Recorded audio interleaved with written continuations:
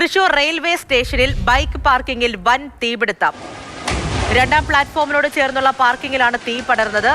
100 കണക്കിന് ബൈക്കുകൾ കത്തിനശിച്ചു.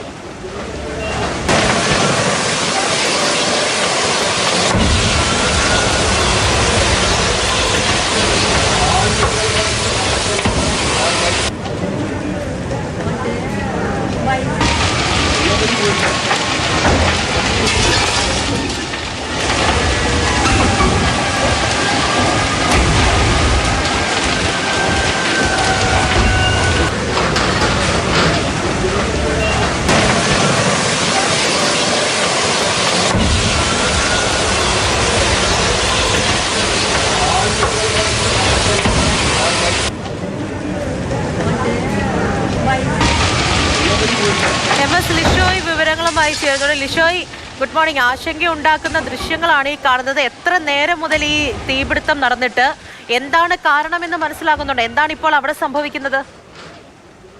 എന്താണ് തീപിടുത്തത്തിന് കാരണം എന്നുള്ളത് വ്യക്തമല്ല. പക്ഷേ അതേസമയം തന്നെ ആ മേഖലയിൽ, അതായത് ഇത് രണ്ടാം പ്ലാറ്റ്ഫോമിനോട് ചേർന്നുള്ള രണ്ടാം പ്ലാറ്റ്ഫോമിന്റെ ആ ഭാഗത്തുള്ള, അതായത് തൃശൂർ റെയിൽവേ സ്റ്റേഷന്റെ പടിഞ്ഞാറേ വശത്തുള്ള ബൈക്ക് പാർക്കിംഗ് ആണ്. പ്രധാന കവാടത്തിനോട് ചേർന്നുള്ളതല്ല.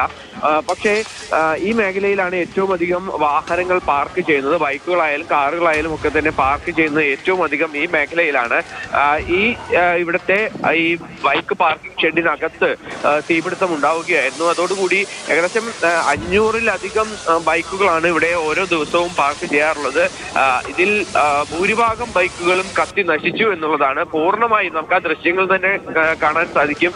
വളരെ വലിയ രീതിക്ക് ആളി കത്തുക തന്നെയാണ് ഉണ്ടായത്. അതായത് ഈ ഭാഗത്ത് ബൈക്കുകൾക്ക് ആദ്യം തീ പടർന്നു. പിന്നീട് ആ മേഖലയിൽ ആകമാനം ഷെഡിനും അതുപോലെ തന്നെ ആ കെട്ടിടത്തിന്റെ മേൽക്കൂരയ്ക്കും ഒക്കെ തന്നെ പൂർണ്ണമായും തീ പടർന്നു പിടിക്കുകയായിരുന്നു ഉണ്ടായത്.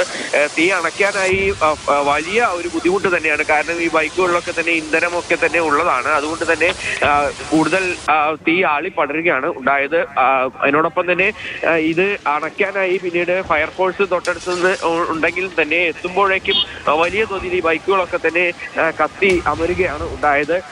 പൂർണ്ണമായും ഈ മേഖലയിൽ ആകതാനം വലിയ തോതിലുള്ള ഒരു തീ ആളിപ്പടരുകയാണ് ഉണ്ടായത്. എന്താണ് ഇതിന് കാരണം എന്നുള്ള കാര്യം വ്യക്തമല്ല. ഇനി ഏതെങ്കിലും തരത്തിൽ അവിടെ നിന്ന് തീ പടർന്നു പിടിച്ചതാണോ അല്ലെങ്കിൽ മറ്റേതെങ്കിലും തരത്തിലുള്ള അട്ടിമറി ഉണ്ടോ എന്നുൾപ്പെടെയുള്ള കാര്യങ്ങളൊന്നും തന്നെ ഒരു വ്യക്തതയില്ല. പക്ഷേ അതേസമയം തന്നെ ഈ ഓരോ ദിവസവും ഒരു ദിവസത്തേക്ക് മാത്രമായി ബൈക്ക് വെച്ച് പോകുന്നവരുണ്ട്.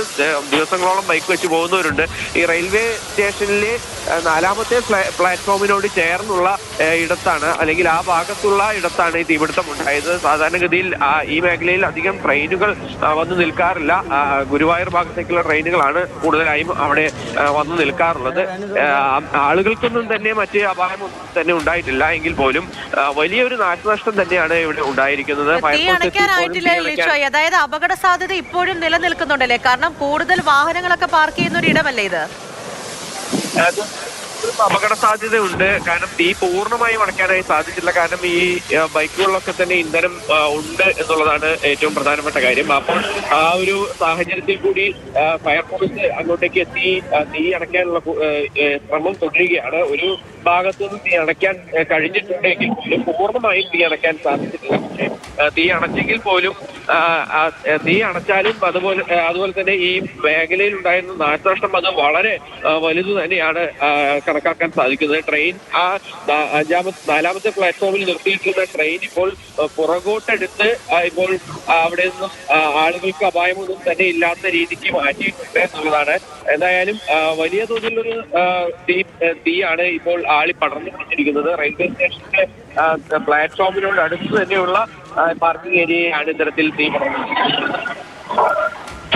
ലിഷോയാണ് വിവരങ്ങൾ നൽകിക്കൊണ്ടിരിക്കുന്നത്. വലിയ രീതിയിലുള്ള തീപിടുത്തമാണ് ഉണ്ടായിരിക്കുന്നത്. ആശങ്കപ്പെടുത്തുന്ന ദൃശ്യങ്ങളാണ്. 100-ലേറെ ബൈക്കുകൾ കത്തി നശിച്ചു എന്നുള്ളതാണ് വിവരം.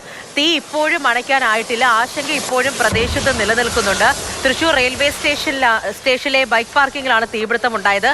അതായത് 2ാം പ്ലാറ്റ്ഫോമിനോട് ചേർന്നുള്ള പാർക്കിംഗ് സ്ഥലമാണിത്. അവിടെയാണ് തീപിടിച്ചത്. അപ്പോൾ എന്താണ് തീപിടുത്തത്തിന് കാരണം എന്നത് സംബന്ധിച്ചുള്ള വ്യക്തത ഇതുവരെയും വന്നിട്ടില്ല എന്നുള്ളതാണ്.